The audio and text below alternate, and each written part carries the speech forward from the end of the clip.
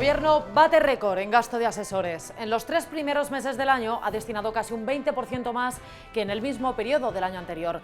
Quizá vendría bien alguno que ayude a la conciliación entre los partidos de gobierno. La ministra de Trabajo, Yolanda Díaz, se ha saltado el pacto no escrito que firmaron Podemos y los socialistas, por el cual los ministros económicos se comprometían a no hablar en público de la derogación de la reforma laboral. Ya saben, el escozor que produce esta palabra en Bruselas. No se ha abierto la guerra pública entre los socios de momento, pero donde puede comenzar en breve es en el Partido Popular de Madrid, que busca liderazgo. ¿Quién y cómo? Se lo contamos en un momento. También abordaremos la crisis con Marruecos. Vamos ya con todo.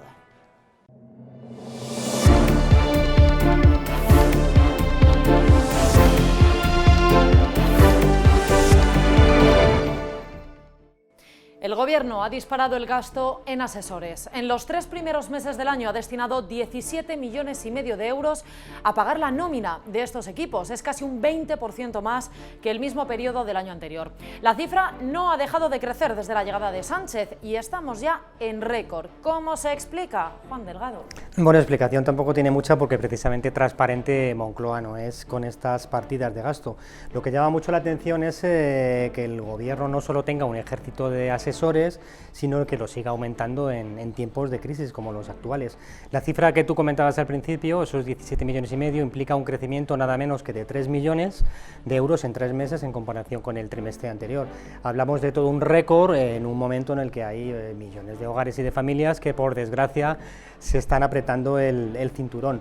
¿A dónde va a parar ese dinero? Pues básicamente a los asesores que trabajan elegidos a dedo, que trabajan en ministerios, en todo tipo de organismos y por supuesto en el Palacio de la Moncloa, porque si hay alguien que tiene un ejército de asesores a su cargo es Iván Redondo, el asesor de cabecera, el gurú de cabecera del presidente del Gobierno.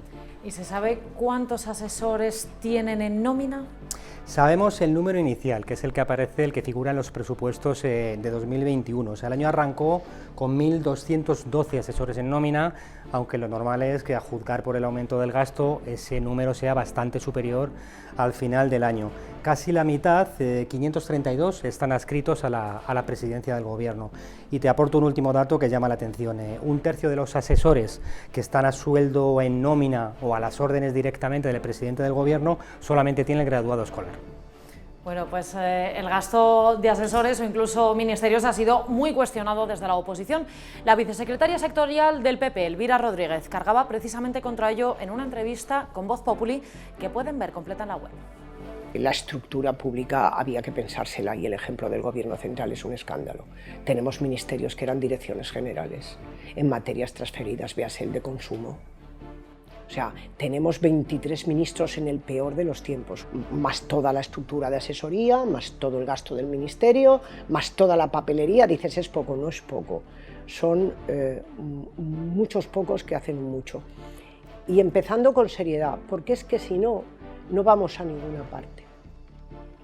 Y la reforma laboral de Rajoy ha sido un tema muy espinoso para el actual Gobierno de coalición. PSOE y Unidas Podemos tienen formas distintas de abordar este asunto. De hecho, según publicamos en Voz Populi, existía un pacto no escrito por el cual los ministros económicos se comprometieron hace meses a no hablar en público de la derogación de esta reforma. Un pacto que la ministra de Trabajo, Yolanda Díaz, se saltó hasta en 3 ocasiones. La última en el Congreso de los Diputados, delante de la propia vicepresidenta, Nadia Calviño, que puso esta cara. Sí, vamos a derogar la reforma del Partido Popular, pero vamos a hacer más cosas. Sí, vamos a derogar la reforma del Partido Popular. Sí, vamos a derogar la reforma del Partido Popular, pero vamos a hacer más cosas. Pues ya lo han escuchado, Yolanda Díaz se saltó el pacto, Juan. Pues sí, solamente hay que ver la cara de la ministra Calviño, ¿no? Ese gesto de disgusto, y lo que evidencia es el cabreo que tiene monumental por la actitud de la ministra Yolanda Díaz, por ese giro a la izquierda hacia posiciones mucho más radicales de las que nos tenía acostumbrados. Lo que ha hecho Yolanda Díaz es reventar una especie de pacto, de acuerdo no escrito, que mantenían desde hacía meses los ministros del área económica del Gobierno. Ese compromiso consistía en no mencionar la palabra maldita de la derogación de la reforma laboral, al menos hasta que finalizara la negociación entre el Gobierno y Bruselas sobre los fondos europeos. Fue la propia Yolanda Díaz la que reventó ese pacto y lo hizo unos días después del desastre electoral de Madrid, que coincidía con la salida de Pablo Iglesias del gobierno. Podría haber sido un desliz, pero no lo es, y lo demuestra el hecho de que la propia ministra de Trabajo lo ha repetido en distintas ocasiones, 3 veces, lo comentabas tú, la última de ellas, en esa escena del Congreso de los Diputados que tanto disgustó a la ministra Calviño. Ahí se la vio bien en la cara. Pues Juan Delgado, muchísimas gracias por esta información. Y el Partido Popular de Madrid busca quién lo lidere. Hay discrepancias internas. Díaz Ayuso, con su contundente victoria en las elecciones detrás, defiende que puede liderar esta presidencia, como ya hizo en su momento Esperanza Aguirre. Sin embargo, su compañero y alcalde Martínez Almeida no lo ve tan claro. Prefiere poner al frente a una persona que pueda tener dedicación exclusiva. Se abre la guerra en el PP madrileño. Antonio Rodríguez. Hola, ¿qué tal? Vamos a un choque de trenes. Veremos cuándo colisionan los trenes. La situación es la siguiente. Después de la victoria aplastante de Díaz Ayuso en las elecciones del 4 de mayo, el alcalde de Madrid no quiere presidir el Partido Popular, pero tampoco quiere que sea ella la que se ponga al frente de la formación de Casado en la Comunidad de Madrid. El alcalde lo que dice es que se tiene que mantener la bicefalia que ha habido en los últimos años, en la que tanto el presidente como el número 2 del partido eran personas distintas y no tenían ninguna dedicación en las tareas de gobierno de la Comunidad de Madrid. En el fondo lo que quiere Almeida es evitar, como tú decías, el modelo de Aguirre en el que prácticamente se duplicaban el gobierno regional en la dirección del Partido Popular. Entonces ahí por eso está apostando él por lo que se llama la vía Camins. Ana Camins es una senadora, es la secretaria general actualmente del PP de Madrid en funciones y es una persona de la máxima confianza de Pablo Casado. Son amigos de la etapa del Partido Popular en Madrid. Y es lo que está haciendo, impulsando esa candidatura para que sea Ana Camins la que presida el PP de Madrid y no Isabel Díaz Ayuso. Mencionabas a Casado, muy importante el papel que está jugando. Él quiere que haya debate interno, ¿verdad? Sí, es lo más sorprendente que está pasando en los días sucesivos a la victoria del 4M. El líder del Partido Popular, lejos de respaldar a Díaz Ayuso, que está en este momento de euforia después de la victoria tan contundente, lejos de hacer eso, lo que dice es que él llegó a la presidencia del PP en unas primarias, que todo afiliado del Partido Popular tiene derecho a presentarse a esas primarias al PP de Madrid y que los militantes serán los que decidan, con lo cual está dando alas a que haya más de una candidatura. Es decir, que haya un contrincante o contrincante a Díaz Ayuso.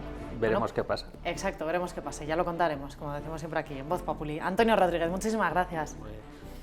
Bueno, y en este punto queremos abordar la crisis con Marruecos. Entrevistamos a López Aguilar, exministro de Justicia en la etapa de Zapatero y actual eurodiputado socialista. Pero antes, el editor de este periódico, Jesús Cacho, reflexiona sobre el papel que ha jugado el Ministerio de Exteriores en este nuevo trance con el país vecino.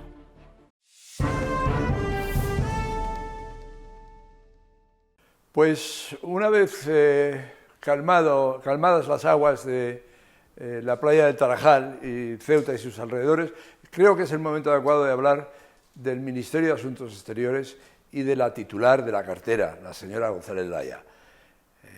La semana pasada, el martes de la semana pasada, publicamos en Voz Populi una noticia según la cual esta señora, el ministerio que dirige esta señora, había dirigido una circular prioritaria a todas las embajadas españolas con el recordatorio de varias efemérides notables para el mundo del LGTBI y otras celebraciones, efemérides feministas de incuestionable importancia en su opinión, a tener en cuenta por las embajadas españolas. Además, ha dado órdenes para hacer una política de género inclusiva, para defender las posiciones feministas. Es decir, conclusión, ¿a qué se dedican las embajadas españolas que cuestan no sé la cifra, pero sin duda muchísimo dinero al erario público español, pues se dedican a defender y a expandir las doctrinas del feminismo radical y del colectivo LGTBI. Para eso, señores, para eso pagamos los impuestos españoles, los españoles. Creo que es una situación de desvergüenza de tal calibre que requeriría por lo menos una interpelación parlamentaria y, desde luego, la dimisión de la ministra. ¿Cuál es la consecuencia de tener a este tipo de personajes al frente de carteras ministeriales? Pues que luego viene el sultán de Rabat y nos monta la que le acaba de montar a España en días pasados. Es decir, que se ríen de nuestra política exterior.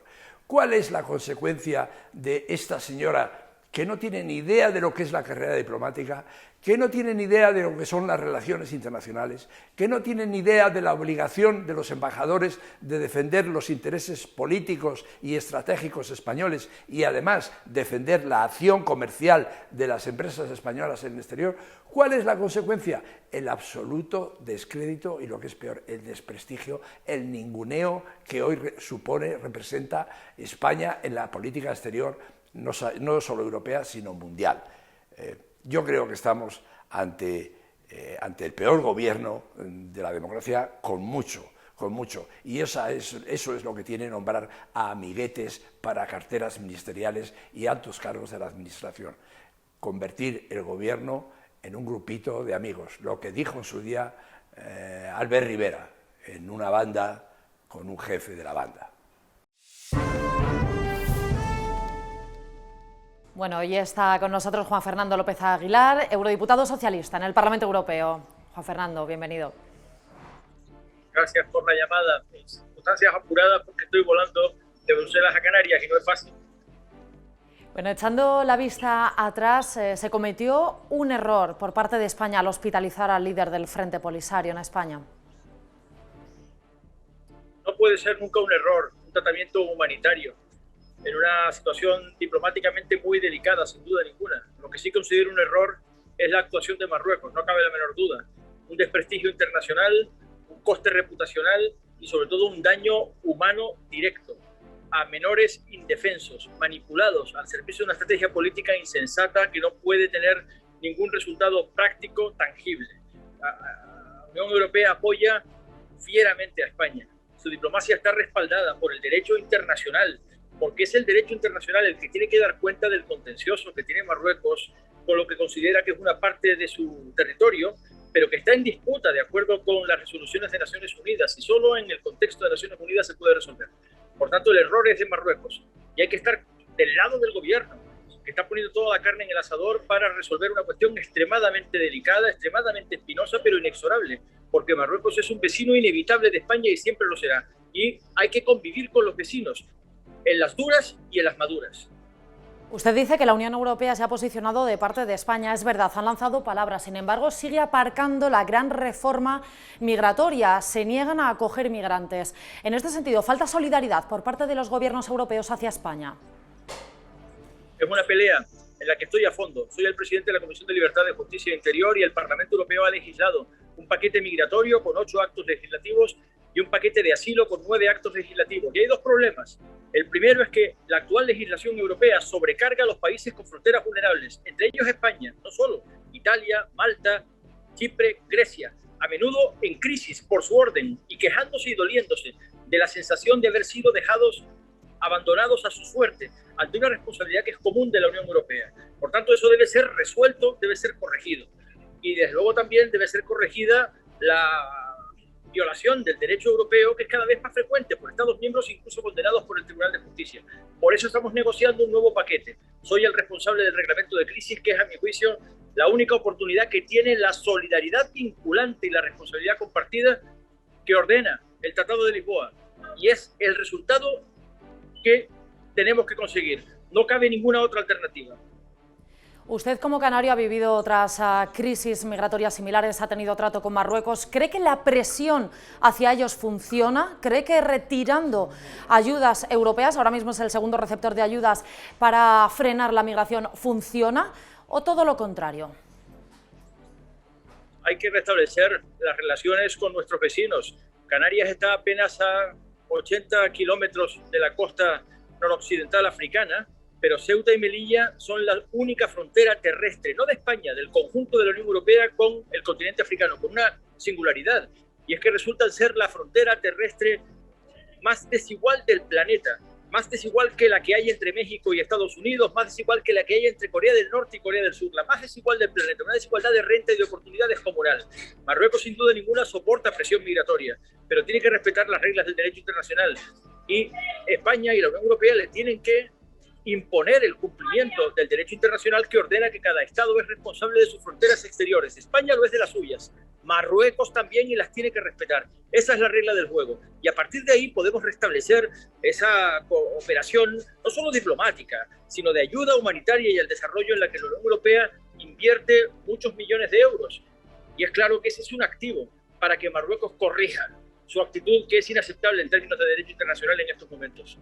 Pero claro, esto puede ser como la pescadilla que se muerde la cola, porque igual retirar las ayudas europeas puede hacer que tenga Marruecos una actitud totalmente contraria y pasiva, puede que se enfade, ¿no?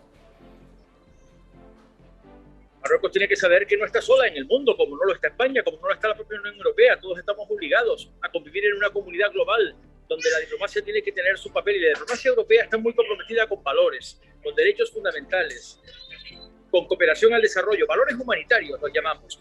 Pero la cooperación europea tiene que hacerse valer también, no solamente con el soft power, sino con el hard power, el lenguaje también de la capacidad persuasiva de los fondos y de las sanciones que pueden derivarse de los incumplimientos del derecho. Pero en todo caso confiamos en que esta situación se supere pronto, porque, insisto, Marruecos es un vecino que merece respeto. No es una buena idea llevarte mal con tus vecinos, ni en lo individual ni en lo colectivo. A nadie le interesa llevarse mal con su vecino de la puerta de al lado en la vida cotidiana, ¿verdad? Pues exactamente lo mismo en la comunidad internacional. Y Canarias necesita urgentemente un restablecimiento de esa normalidad diplomática y cooperativa con Marruecos. Ya se dice abiertamente que esto ha sido peor que la crisis de Perejil. ¿Se podía haber gestionado mejor esta crisis? No es una crisis migratoria, como se ha dicho. Estas personas que han cruzado de forma abrupta la frontera no lo han hecho huyendo de la desesperación inminente, porque llevaba muchísimo tiempo intentando su suerte o arriesgando la vida o incluso poniéndose en manos de organizaciones criminales de tráfico de personas, que es una forma brutal de criminalidad internacional que la Unión Europea tiene el deber de perseguir y castigar. No, lo han hecho inducidas por las fuerzas y cuerpos de seguridad marroquí como un elemento de presión clara, transparentemente vinculado con el disgusto de Marruecos por la acogida en España con carácter humanitario del líder del Frente Polisario para una atención hospitalaria. Y por tanto, bajo ningún concepto se puede aceptar que eso sea una actuación razonable ni proporcionada. Lo primero es el restablecimiento de la normalidad, y creo que el gobierno se ha empleado a fondo y de manera eficaz, porque la situación se ha corregido de forma prácticamente inmediata, en muy poco tiempo. No hay más que leer los titulares de algunos periódicos. Un día era un desastre, se iba a la catástrofe, y al día siguiente España corrige y frena la avalancha. No es una avalancha migratoria, es una presión diplomática, y diplomáticamente la situación tiene que ser reconducida. Señor López Aguilar, quería preguntarle brevemente, usted ha presidido la Comisión LIBE que ha dado luz verde al certificado COVID que nos va a permitir viajar este verano de forma segura, pero ¿no cree que es discriminatorio para todos aquellos que no han tenido oportunidad de ponerse la vacuna, ya que van a tener que pagar esa PCR? El Parlamento Europeo ha venido urgiendo desde el primer minuto de la crisis económica y social desatada por la pandemia de la Comisión Europea que se ponga en el timón de mando y haga lo posible por restaurar Schengen y la libre circulación de personas, que es un derecho fundamental de los europeos y de lejos la libertad más apreciada de los europeos, pero además es una precondición de la recuperación social y económica, porque sin libre circulación no habrá recuperación social y económica. El turismo es crucial, no solamente para España, para Canarias, para Baleares, para Andalucía, para Cataluña, no, para toda la Unión Europea. En toda la Unión Europea es cerca del 10% del PIB, en España está por encima del 12% del PIB y en Canarias por encima del 36% del PIB. Y sin embargo, la libre circulación no ha sido posible en los últimos tiempos, un año y medio largo ya, como consecuencia de la acumulación de medidas de emergencia cacofónicas y fragmentarias y contradictorias entre sí, que han generado una inseguridad jurídica que disuade de viajar. Y el Parlamento Europeo se ha puesto al frente del trabajo legislativo de crear un instrumento europeo armonizado válido en todos los Estados miembros, vinculante para los Estados miembros, que dé seguridad jurídica y que diga con un certificado unitario, automático, se puede volver a viajar, se puede volver a volar con garantía y seguridad de que ese certificado abrirá las puertas de la libre circulación y consiguientemente del tránsito transfronterizo que nos urge, que tanto echamos de menos. Lo hemos conseguido, y lo hemos conseguido imponiendo a los Estados miembros algunas condiciones a lo que ellos consideran que es su competencia nacional exclusiva, que es la de restringir la libre circulación. No, ahora hay un derecho europeo que creará un instrumento armonizado y reglas de seguridad jurídica, además de una subvención extraordinaria, liberando más de 100 millones de euros para abaratar los costes de los PCR, que esperamos que no duren mucho, porque en la medida en que progresa la vacunación, los PCR serán menos necesarios y el certificado será cada vez más vacunal y menos PCR. López Aguilar, ahora sí, al que le toca volar es a usted, ya le dejamos meterse a ese avión. Muchísimas gracias por estar hoy aquí con nosotros y atendernos in extremis. Ha sido un placer hablar con ustedes y lamento no haberlo podido hacer en mejores condiciones, pero el trabajo del Parlamento Europeo tiene también esta penosidad. Tenemos que hacer tránsitos muy acelerados. Muchísimas gracias, placer. Gracias a ustedes. Cristina Seguí ha estado recientemente en el centro de la polémica tras escribir un tuit sobre el abrazo de uno de los migrantes que llegaron a Ceuta con una voluntaria de Cruz Roja. Le acusó de aprovecharse de los senos de la joven, un comentario que le valió un aluvión de críticas, pero también provocó una oleada de odio contra la voluntaria, Luna, que tuvo que verse obligada a cerrar su cuenta. Sí, solo por abrazar a un migrante que llegaba exhausto. Nuestro compañero Rubén Arranz estuvo hablando con Cristina Seguí. Rubén, ¿qué te cuenta? Casualmente habíamos quedado con Cristina Seguí para hacer una entrevista el mismo día que escribió el tuit y claro, la pregunta de rigor es si se arrepentía de algo de lo que había escrito y por lo cual le estaban lloviendo las críticas en ese momento.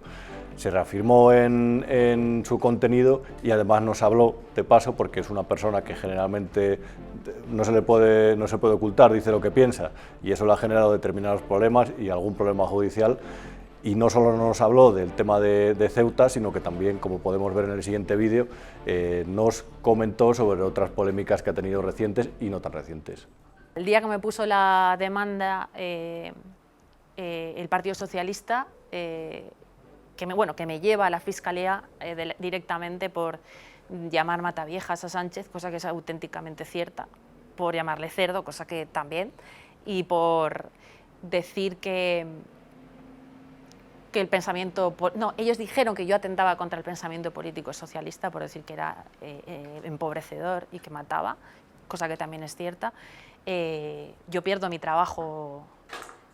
De repente hay un abogado que se empeña en dar permiso para la salida de mis artículos y no salen más y yo pierdo mi trabajo, pero tengo mi Twitter hasta que me lo bloquean. En realidad, Rubén, tú quedaste con ella porque ibas a entrevistarle por un libro que ha publicado recientemente, un libro que es como ella, polémico. Correcto, de hecho el libro que va sobre el feminismo es muy crítico con el feminismo, lo iba a publicar La Esfera de los Libros, la editorial La Esfera de los Libros, y no lo hizo. Al final tuvo, digamos, un desencuentro con la autora porque consideraba que el contenido era demasiado polémico y podía implicar determinadas consecuencias judiciales. Bueno, Cristina Seguí puede gustar, yo creo que despierta amores y odios. Ella dice que le amenazan por lo menos un par de veces, le desean la muerte por lo menos un par de veces a la semana y bueno, pues el contenido del libro, digamos que no especula o no escatima adjetivos hacia, por ejemplo, Irene Montero, el Ministerio de Igualdad o el 8M. También podemos ver en el siguiente vídeo cómo ella se refiere al feminismo y cómo, digamos, se puede hacer una idea de lo que refleja esa obra, ese ensayo. El feminismo es el órgano político juzgador hoy en día de las personas, de los hombres. Ha levantado tribunales de excepción que no concebiríamos si estuvieran dedicados a juzgar a magrebís ilegales que violan a mujeres en Canarias, como ha sucedido en marzo.